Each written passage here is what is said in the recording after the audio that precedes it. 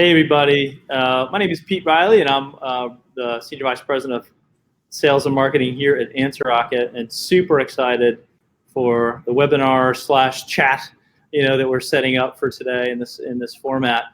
Before we dive in, just a few sort of housekeeping things. One is on the lower right of your screen, you'll see a little chat window. So if you have questions or as we're going through our discussion, please go ahead and type them in there. You can either, I think, if you use the @ you can send one either, ideally to Amy Chisholm, who's our producer for today, or just go ahead and send it there. And what we're going to do is we're going to save those to kind of at the end of the discussion, and we'll sort of go through those, and Stan will answer those questions for you guys. And also in the chat window, so we're going to talk about Stan's book. I have a copy of Stan's book. Stan does not. Stan is still awaiting his copy of the book. We have them here in the U.S. And so we're going to talk about this book. And it was funny. I didn't even know, Stan, I didn't even know you were writing a book. And I think I saw something on Amazon or LinkedIn or something. So we're just super fortunate to have Stan Standunathan with us from Unilever to just talk about his book. We're going to talk about marketing. We're going to kind of run through AI and sort of its impact on that world. But enough of me. We want to really hear from Stan. So Stan, welcome to the webinar, and introduce yourself. Tell us a little bit about you and your background, and then we'll start kind of diving into some questions. Great. Thanks, Pete. I'm Stan Standunathan. I'm the EVP of Consumer and Market Insights here at Unilever, based in London. I head up the function globally.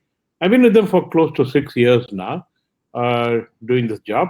And prior to that, I was with the Coca-Cola company based out of Atlanta, and I was heading up their marketing strategy and insights function. And I spent close to 17 years with Coke, working all around the world, physically located in close to 6 different countries. And before that, I was in a market research agency, a business in a couple of places. So that's my professional career, so to say. Awesome. And Stan, I know we talked about this before we sort of jumped in, but I was on your LinkedIn profile, and I always find it interesting to see sort of where people started and sort of where they ended, and I love hearing that story. And you started studying mechanical engineering and then found your way into marketing. I think the audience would be just sort of interested in that story and how that trip happened, how that voyage happened. Yeah, and Pete, if you're looking for an answer that is going to tell you that I had a very clear vision on what I wanted to do in life, you're going to be deeply disappointed. Back in those days in India, parents tell you become an engineer or you become a doctor.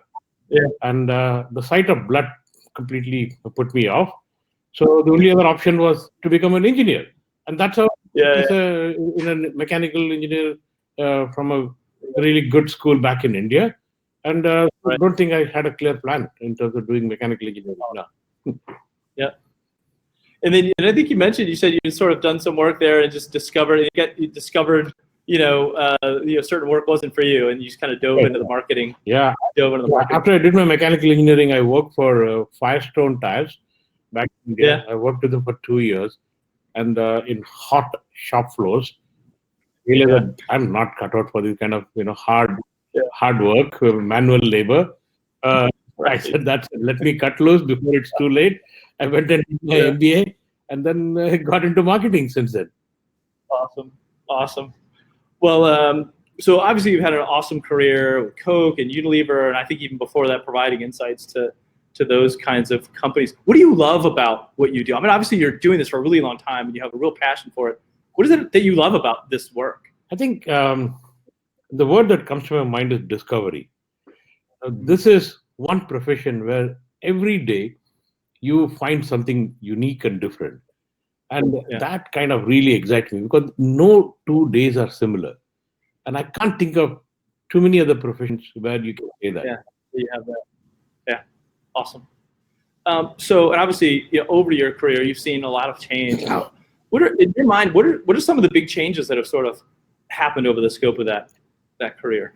That career, okay. I'll be dating myself right now.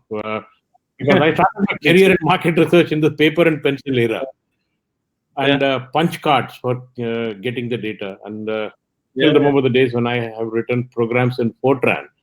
I think most people won't even remember that as a language anymore. I am painfully familiar with Fortran also. So, I come from a punch card Fortran era, and the big powerful machines had 256 KB memory. Wow. 256 kilobyte, gigabyte. But then, since then, computers have absolutely revolutionized every walk of life and even market research. So the ability to process data has increased exponentially, and that has taken twists and turns over the years. And right now, we are in the midst of what I would call as machine learning and AI revolution. Yeah, yeah. And so, what is it that's a lot has certainly changed. And in addition to the things you talked about, I mean, obviously the scope of the data available and so on is just incredible. Yeah. What inspired you or kind of got you interested in co-authoring a book on AI? See, over the last 4 years, we've been very aggressively trying to transform the function internally within Unilever to something that actually inspires and provokes internal business partners to take transformational actions. Now, to be able to do that, you need to really focus a lot of your time and attention on the higher end of the pyramid, so to say, the insights and the impact part of the pyramid, rather than the data, information, and knowledge part of the pyramid. To be able to do that, you need to leverage technology to the maximum possible extent so that you can free up yourself from all the grunt work and focus on the value-added work at the top of the pyramid. And when you actually start doing that, it becomes inevitable that you need to figure out how to automate some of the processes. Now, you can automate the process, but then that doesn't necessarily make you any smarter. It just removes the grunt work. But then when we start evaluating various AI techniques and tools, then we realize that, oh my God, there is a plethora of tools that are out there which can actually make you smarter as opposed to making you redundant. And when we started doing that over the last 2.5, 3 years, we found to our surprise that this is indeed a cool area. And then came the whole issue of, what can this be used for? And then the areas where it can be used for is actually quite wide. And that's what triggered me to do some more, reading up on what is the world of possible. And that got, me and the other co-authors excited to write a book on what is the world of possibility with AI and machine learning. Mm-hmm. Fantastic. And when you as you go through the books, I think I mentioned I got through it this weekend. By the way, it's a really great sort of starting point. I think especially for clearly marketers who are especially in CPG, just understanding sort of the landscape and so on. But if we start with, and you talked a little bit just a second ago about, yes, there's some automation, but what it's really about, how do I get smarter? How do I get smarter with that technology versus sort of making me redundant? In terms of kind of the major challenges that you think are facing marketers today, just maybe start there and sort of unpack how AI sort of kind of ties in to that. So what are those big challenges that you sort of see out in your world today? I think both marketers and insight professionals are living in this world of and. And let me explain that. It is, you can't give up what you've done in the past at scale, but at the same time, a lot of new things are getting layered on. And what I mean by that is, television continues to be a main mass reach channel, but on top of it, this complex digital world has emerged.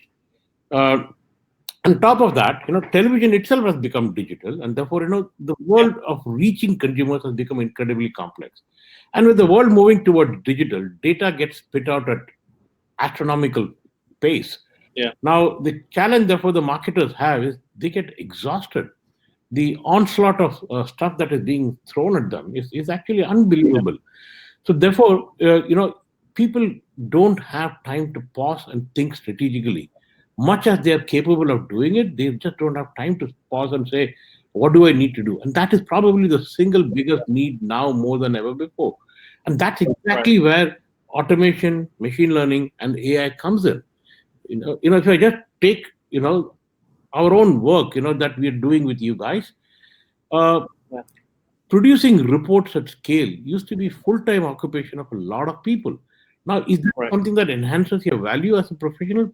Most certainly not. In fact, after some point of time, it can be a pretty soul-breaking work. But then you layer technology like Answer Rocket on top of what we have. Every company is data rich, by the way. I can't think of a single large company that is data poor. But are you knowledge rich, right, insight rich, and agility for action? And that's what something like what you offer. It takes away, it learns what you want, and it keeps growing with you, and it makes you smarter and smarter with every passing day, so that you don't have to spend time on doing things that you normally spend your time doing, and instead focus your time and effort on something much more valuable, much more strategic. Yeah, and I think just you're talking about this whole idea of and this, just sort of unpacking what you said. There's this enormous addition. There's no subtraction, right? I think very, very often it's just kind of adding more and more channels, more and more products, more and more brands, and so on to sort of keep track of. The data is growing astronomically, and it sounds like what you're saying is it's all about one of the biggest challenges in marketing is sort of, like you said, getting time to actually think versus pull data, put a report together, present it, and then sort of on to the next. I talked to one CPG, a VP of category management. One of the ways he described it, he said, we spend all this time thinking about causation and no time thinking about ideation. So I'm spending all my time just kind of pulling data and then putting the report together, and then before you know it, the next month's up and I have to do it again. And I don't actually kind of get to that, here's this innovation that that's going to actually move the ball for us. So it sounds like you're saying that's, in your mind, one of the larger challenges in the space. It is absolutely the biggest challenge. I think we have to redefine the role of marketers and insights professionals to people who provide ideas that inspire big growth. That should be the role, not fancy reports that have no life in them. Do you get at Unilever? Do you get folks kind of asking you about, hey, is AI going to take my job? How worried should I be? And those kinds of things. I mean, do you get those kinds of questions? And if so, how do you deal with them? All the time. The more you introduce AI, the more people get a little bit worried. Yeah. And my answer to that is very clear. If somebody comes and says, you think if my job is going to be replaced by AI, my answer to them is always in the form of a question. I ask them, what do you think your job is? And if your job, if you think is all about producing reports, 100%, the job will get replaced. Yeah. But if you think your job is all about, sitting with the business partner and, debating the so what and the now what of the data, as opposed to the what of the data, that's where human intelligence comes in. So therefore, I always tell my own people that, AI is not artificial intelligence. AI is augmented intelligence. Yeah. It is all about augmenting your intelligence so that you can look smarter. Do you want to look smarter? Show me one person who says, I don't want to look smarter. Yeah. In some ways, I feel like it can make us all much more human. Absolutely. And there is no replacement for human creativity. Yeah. Right. We're all trying to sort of do the job that machines do really, really well, and we don't. Yeah. And I do think there's this tremendous opportunity to sort of, like I said, make us much more human in that. Absolutely. Using that technology. Yeah. So in the book, you talked about, more specifically as we dive into your world, it talks a lot about pricing, promotion, segmentation, and all these kinds of areas where this technology can apply. Are there any particular areas where you think, oh yeah, these are kind of the top three areas for me, where I think these technologies can very quickly start to add tremendous value? Yeah, when you talk about machine learning and artificial intelligence, immediately your mind goes towards how that technology can be used to mine structured quantitative data. Yes, that is a really strong use case for this technology. Right. The one that really caught the fancy of people internally is the application of machine learning and AI for unstructured data. Interesting. Especially when it comes to helping the business to identify product innovation, communication innovation, packaging innovation ideas by learning from unstructured data.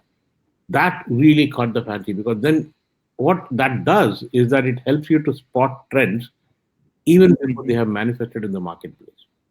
Yeah. And that is a real big competitive edge. And so that is something that we have invested a fair amount of time, energy, and money over the last couple of years, and it's really doing very well for us. So that's one big use case. Using AI and machine learning for unstructured data. Okay. Pricing is another big one. Pricing, I don't think it is as simple as taking price elasticities and taking price decisions based on price elasticities alone. Right. Or it is not just about taking a marketing mix model and based on that, taking decisions on how to, spend money across multiple levers of marketing. Right. This is becoming a much more complex world. Becoming a much more complex world. And that is one area where AI is actually helping to create dynamic pricing. Obviously, dynamic pricing, and I say it's not something that can be executed on a daily basis in the trade, but it is much more dynamic than it was ever in the past. Yeah. Are you finding that in terms of kind of digital e-commerce and those kinds of things, are you guys seeing sort of the value from getting data by just interacting more online? Is that part of your strategy to sort of gather more of that information to empower these kinds of algorithms? It is, to the extent you can lay your hands on the data. If you look at all the leading e-commerce providers, the level of data that they share is quite limited. Yeah. Right. Even if you're a really big seller on that platform, you have limited amount of data. But then there are other ways, legally, of course, you can actually get a fair amount of data. And as I said earlier, the digital world has started spitting out data left, right, and center. So the question is, you can spend your entire lifetime aligning this data, or you can unleash AI on that. And it almost borders on unstructured data at that stage, right? And true. So how do you actually unleash AI and machine learning on the so-called semi-structured data and get good signals on the basis of which you can act? And that is something that I think that is underpinned by the need of marketing transformation that is going on. From the marketing is changing from mass marketing to mass customization to hyper personalization. And if you're heading in that direction of hyper personalization, if you have perfect information, doing hyper personalization is very easy. The e-commerce providers, they have perfect information. They can do hyper personalization on their website. But as a CPG company, we don't have perfect information. So with imperfect information, how do you fill the gaps and how do you towards hyper personalization? And that's where it is inevitable that technologies like machine learning and AI will be useful. Yeah, it feels to me like just more off of what you're saying.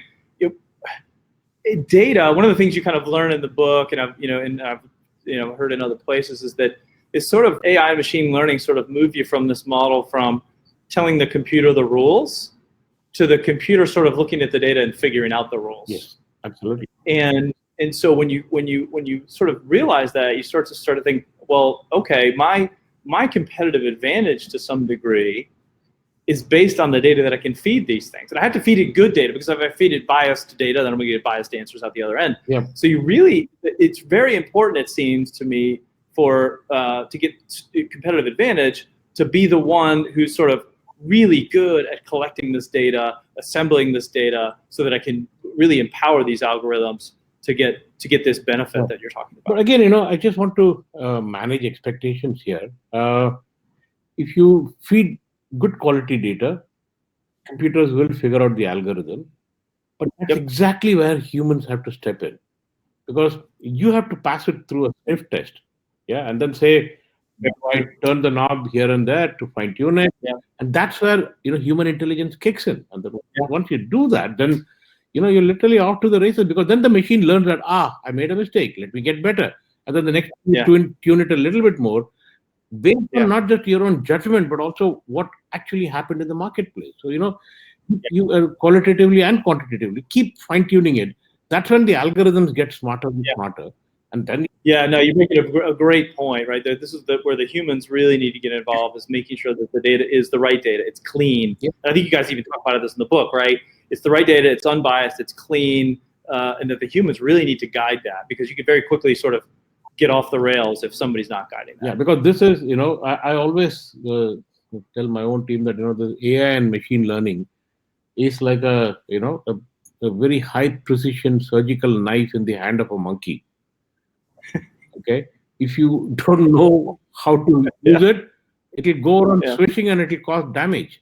But in the hands of a good expert surgeon, he or she can save lives.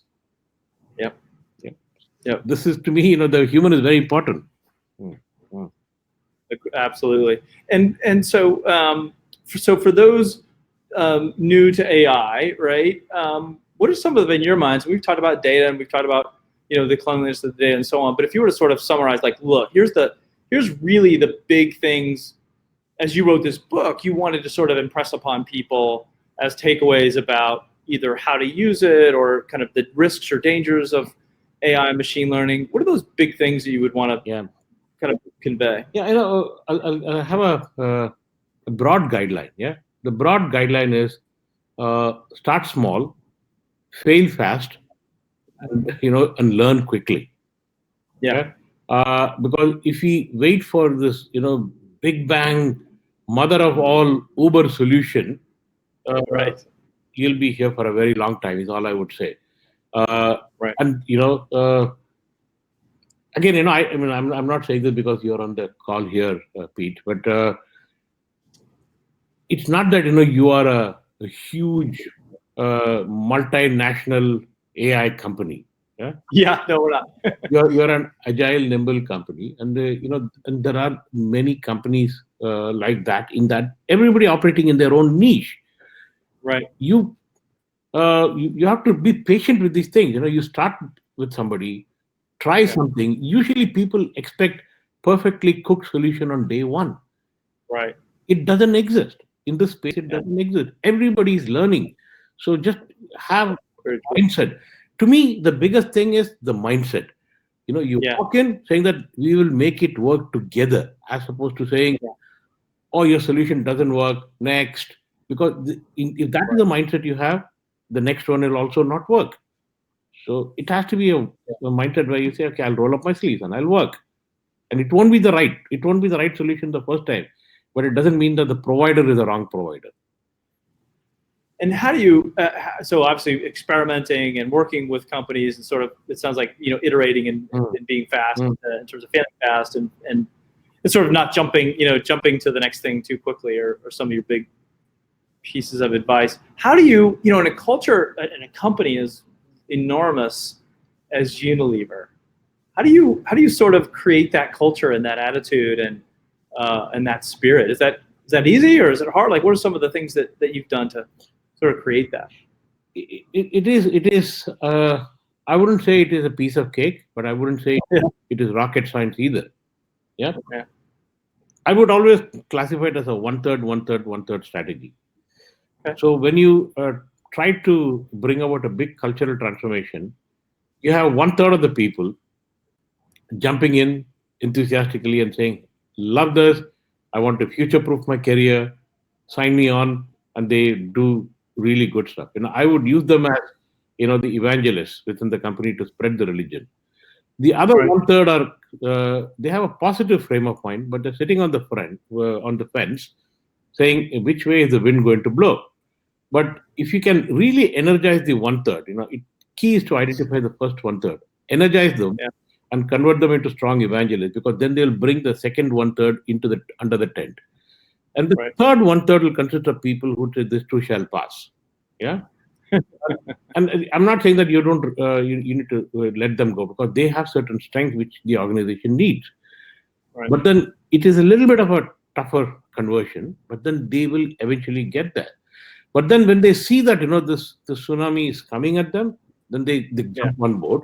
And when they see that there is a huge impact being created, then they want to be part of the party. Yeah. Any advice you have for sort of younger folks just getting into consumer goods and analytics and so on, and your insights, for example? What advice would you give to them? Well, if I'm starting my career all over again, the first and foremost thing I would do is actually sign up for a few coding classes. Yeah, I am not signing up for coding classes to become the world's best coder. That Right. that's not what I'm after. But what I want is a good appreciation of what it means to code. Yeah. Yeah, uh, because I mean, if you look at social listening data and you want to, if you don't know how to code, you can actually break the bank Yeah. by writing a wrong code. Yeah, Yeah. you could be searching the whole World Wide Web, and you'll be dumped with a huge amount of data, whereas you didn't actually want that. So learning Right. how to code is actually a very important thing. Yeah. Yeah. And so that I would say spend time on coding, number one. Number two, I would say is, you know, if you try to learn everything on your own, you'll be here for a very long time. Yeah. So to rapidly upskill, there are lots and lots of bright people who have great podcasts in the tech space.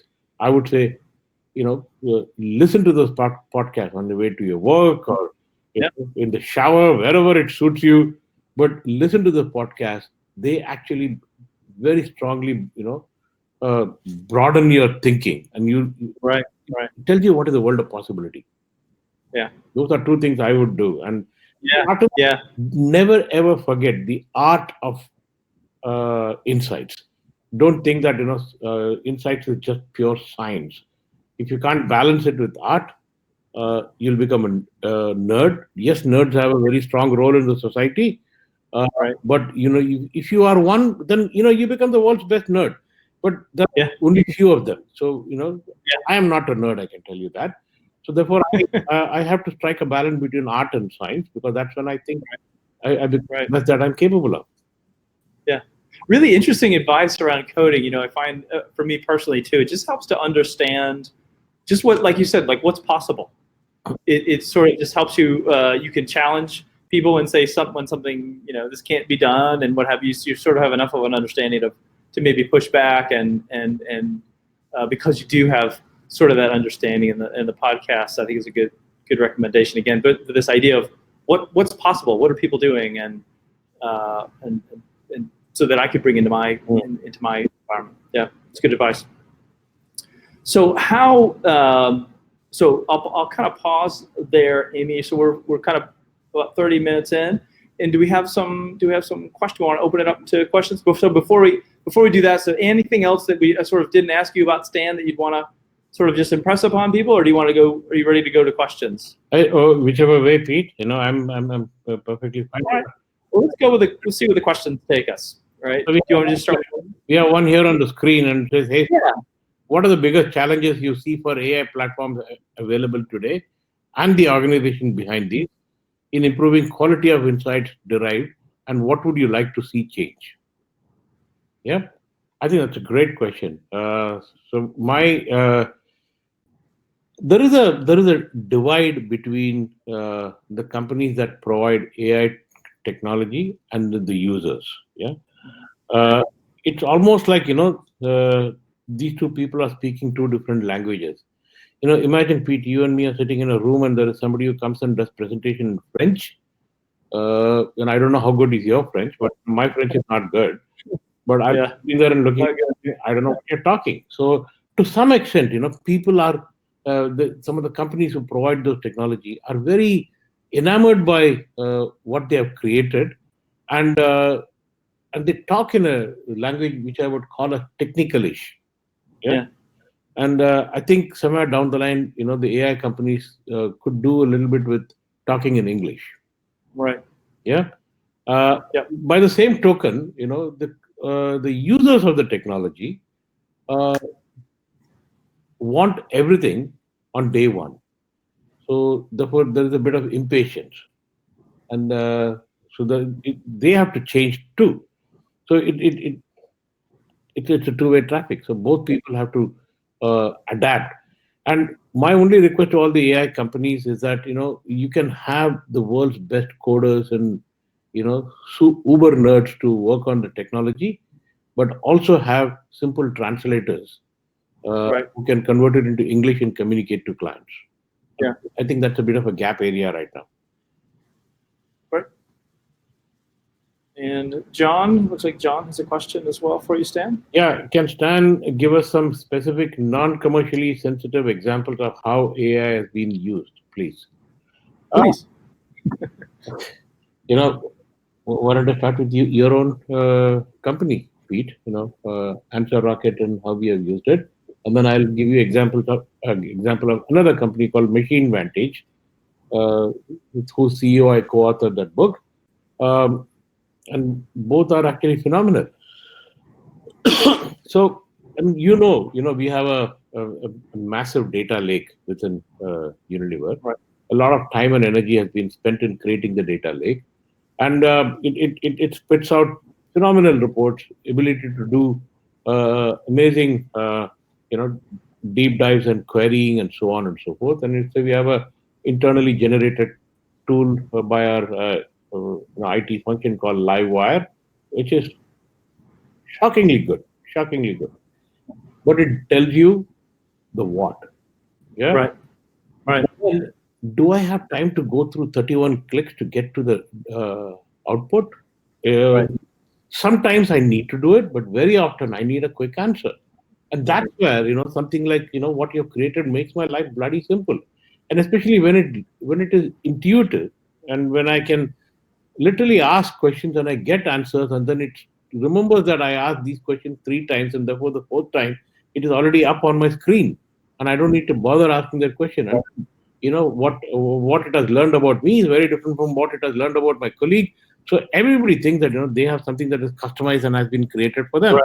Now that saves phenomenal amount of time. How often, as insights professional, we have had people coming internally and saying, "Can you customize this report for me?" Yeah. Right. And now, go forth and multiply. You want to customize it, do it. Right. You have the power is in your hands. Go out and do it. Actually, the power is in your voice, not even in your hands. True. So I think that's one really good example of how AI has been used to unlock capacity within an organization. I was talking about AI and machine learning in applied to unstructured data. So Yeah. I can talk about this example because it is a product that is out there in the market. The firm belief is that people are influenced by the movies they watch, the soaps they watch, the songs they listen, and the books Yeah. they read. Yeah, that's reality. Yeah, and I can give you examples going on and on. Yeah. The question is, can you humanly analyze all these things to come up with what are the emerging trends? Because there are millions of songs. Now, what this technology, from this company called Machine Vantage, has been able to do is to identify it at scale. It analyzes all these songs and movie dialogues and soap dialogues and so on, and it Right. actually helps us to spot trends, and it can layer on top of that the brand's, architecture, and it actually gives you a set of possible spaces where you can actually go out and innovate. And more importantly, it also tells you a few interesting ideas that you might want to actually explore. Now, that is a process that could take forever. But now, Yeah. because machines can work 24/7, they actually do this in a week or two. And that resulted in a product called breakfast ice cream. Okay.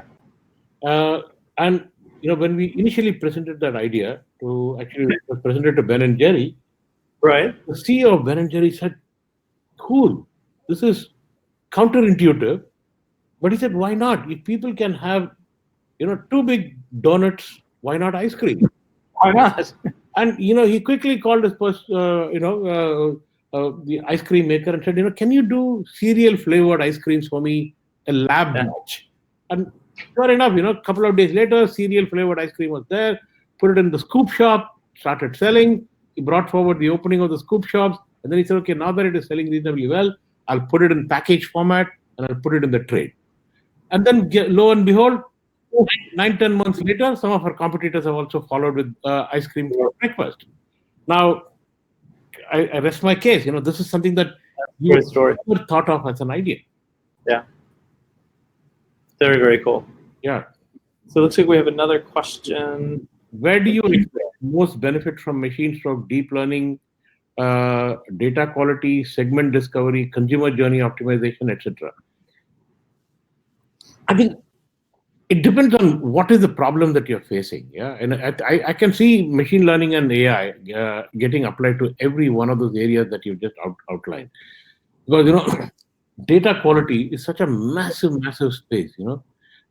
If you have to humanly identify outliers and issues and challenges, we can be there for a long time.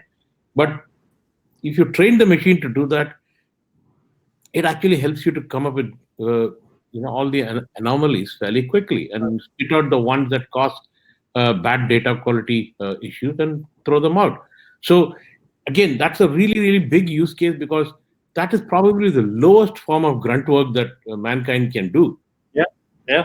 And you let loose a machine with a good algorithm, it spits it out in a fantastic segment discovery. Then we're getting into a little bit more of a strategic space. And I was telling you about the whole ice cream example. That's a discovery of a segment for ice cream which did not exist. Yeah. And it became a complete white space. Then you go after it, and it actually makes a lot of sense. Yeah. Now, consumer journey optimization, boy, that's such a critical area in today's world. It's a super critical area. Consumer journey used to be following, the good old IDA model: awareness, interest, desire, and action. And it was a relatively linear model. And then people said, okay, it has four corners of triangle and it can go from any corner to any corner. But even that is not complex. But today's consumer journey, holy mother, it is really complex. It is super complex. And if you have to really identify what are the dominant pathways for consumer journey, if you have to do it manually, God help us. Yeah. And this is exactly where machine learning and based on a massive amount of data that can be thrown into it, helps us to understand consumer journey. And then, more importantly, for each intersection points, how do you actually connect with consumers? And therefore, at those nodal points, understand how consumers, what is the mindset of the consumer, what makes them take, what doesn't make them take, and if you can get that right, you can get your pricing right, you can get a whole lot of things right, and this is something that needs to be done at scale, and that's what machine learning does. Yeah. Looks like we have one from Afraz. The potential for AI in marketing is huge. What is the best way of identifying opportunities within an organization? If you're starting off on the journey just now, then what I would say is don't go for the biggest opportunity. That would be my learning. Yeah. Because if you go for the biggest opportunity, you're creating an expectation that it is going to be solving all the problems in this world. Yeah. But the reality is, I have to learn, the business has to learn, the partner with whom you work has to learn. There are a lot of people who have to learn. So I would always go with a below the radar, relatively small experiment. Don't break the bank on that one. Do a quick job, and when you get some really good impact, do a bit of internal selling, and then you focus on the bigger problems. So start small. As I said, start small, fail fast, learn quickly, and then iterate, and then scale it up very quickly after that. Yep. Awesome. Amy, do you have any other? Is there another question coming? Oh, sorry. I got another question here. Is this the one at the bottom here? So this one says, what do you do if your marketing team is excited about using these new technologies, but maybe your IT group is not really there? They may be busy with other things and so on. So how do you kind of drive some of that innovation in the enterprise where you've kind of got to get these teams together and maybe they're not exactly in sync? That's a great question, because this is obviously coming from someone who's working in a medium stroke large size organization. Yeah. But this is a classic dilemma that we all face. I go back to my start small, because when you do something small, you can fly under the radar. Yeah. Yeah. If you get a huge monstrous company with some phenomenal AI capability, if you try to bring them in, then it becomes a highly visible initiative. Right. When it becomes a highly visible initiative, then everybody and their mother-in-law would jump in, Yeah. and then you will have meetings after meetings after meetings. Yeah. You're trying to figure out what is the agenda for the next meeting. Yeah. So it could slow you down. So, so my thing is, fly under the radar. Yeah. Do some things, which is not exactly high visibility. Somebody would turn on and think, oh, the guy is crazy doing something, which is fine. You can be the crazy guy who does something. Right. But start small. Start small. If you get, the moment you find that there is a steering committee that has been formed, then you know that you have lost the plot. Yeah. Yeah. In a steering committee, everybody is trying to hold the steering and drive the car. It doesn't drive that way. Yeah. Yep. So, Amy, do we have any other questions? Looks like we have one more. Yeah. One of the risks of AI-based consumer insight is perhaps the complexity of the inner working of the model. How do you place boundaries on what AI can uncover about your consumers that you may not really want to know? Example of pattern discovering pregnancy. That's a $1 million question. That's $1 million question. I think this is where ethics comes in a big way. Yeah, I mean, I presume you're referring to the big thing that happened about 6 years ago on how the company knew pregnancy of a teenager before the girl's father knew. Yeah, I believe it was Target that had a promotion or something like that. Back to the this is where I would say you don't even need augmented intelligence. I would say you need basic intelligence. Yeah. I mean, for God's sake, don't get into such private spaces. Yeah. Yeah. And machines are machines, right? They don't have emotion. They will spit out what the data tells you. But we have to be very, very careful. And then, can I define boundaries to prevent the machine? Then it might probably not spit out the right answers in other areas where I want the machine to spit it. But then this is exactly where I would say, when you look at a data like this, we need to have some moral compass that we define for ourselves within a company, and use the moral compass to say, no, I shall not activate this. Yeah.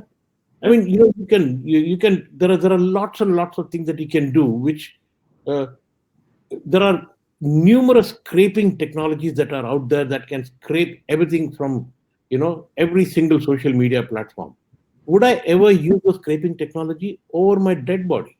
Because that is ethical. But would that mean I would have more data than anybody else? Of course, I will have more data than everybody else if I scrape. But then you will get caught. It is a question of time. You will get caught. So you could define your own moral compass and then stay within that. I think this is a this is something that I really worry about AI, because uncontrolled AI can go berserk. As Stephen Hawking said, AI is the greatest invention of the century. It could also be the last invention of the century.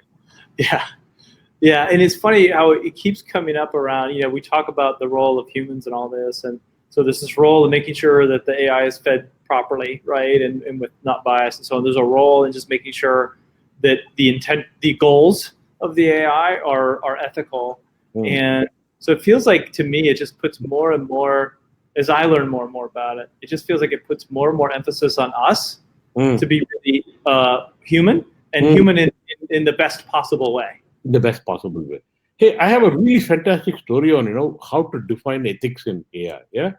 So, this Roomba kind of vacuum cleaner, right? They are basically AI machines, right? They run around the house and clean based on where the dirt is and so on. So, a group of scientists who decided to take a machine like that, I'm not saying that this was done by iRobot company, but the group of scientists decided to take that machine, and they said, okay, let us make this machine a super learning machine. So the machine figured out that, okay, room 1 is the one that gets dirty more every day. Room 2 and 3 don't get dirty. So I will do that second day or third day. And it goes to room 1 every day, clean the room. And then it says that, okay, you know what? It kept on learning where in that room it is going to be and what kind of dirt is being done. And finally, it figured out that actually my job is to keep the room clean. and I will do what it takes to keep the room clean. And I will Uh-oh. eliminate the person who's making the room dirty. That is the ultimate level to which it can go crazy. No, is that what we want? No. You'll have a clean room, but there's nobody to live with. Yeah, I would like to be able to use it every once in a while. Sure. Yeah, absolutely. There's this huge set of challenges in front of us. I think as we both, learn about this and go down our respective paths. Stan, I can't thank you enough for partnering with us. First of all, certainly, and the trust you've put in us as a company, and certainly joining us here today. Congratulations on getting your book. If everybody hasn't gotten their copy, like Stan's gotten his copy yet. I definitely suggest you get out there. It is getting released only on 16th of this month, so I'm waiting for my own copy. It's soon. But to me, if I were to sort of summarize a lot of what I heard from you, tell me if you agree. Today a lot of our jobs are sort of filled with a lot of things that sort of take up our time, but when you really look at it, they're either A, drudgery, or B, things that maybe we're not great at. And there's this really a tremendous set of possibilities to sort of take that drudgery away, automate some of those things, and really enable us to do things that we're really good at, is creating and coming up with ideas and driving growth. All along the way, having to sort of manage all that we said around inputs and ethics and how we use it, but ultimately make us a lot more human and a lot more interested in the work we're doing, and really take us forward to hopefully a much better state of being human and getting done the things that we need to get done every day and find interesting and exciting. Absolutely, Pete. Absolutely. Awesome. Never underestimate the power of human intelligence is all I would say. Yeah, fantastic. And the final advice I think that I heard from you is start small, fail fast, but it's time to jump in and learn and start figuring out how this applies to your enterprise or department or business or what have you. Exactly. Awesome. Okay. Well, Great. Stan, thank you so much. My we pleasure. appreciate you joining us, and take care, everybody. We'll talk again. Hopefully, Stan, fairly soon. Happy holidays to everybody. Happy holidays.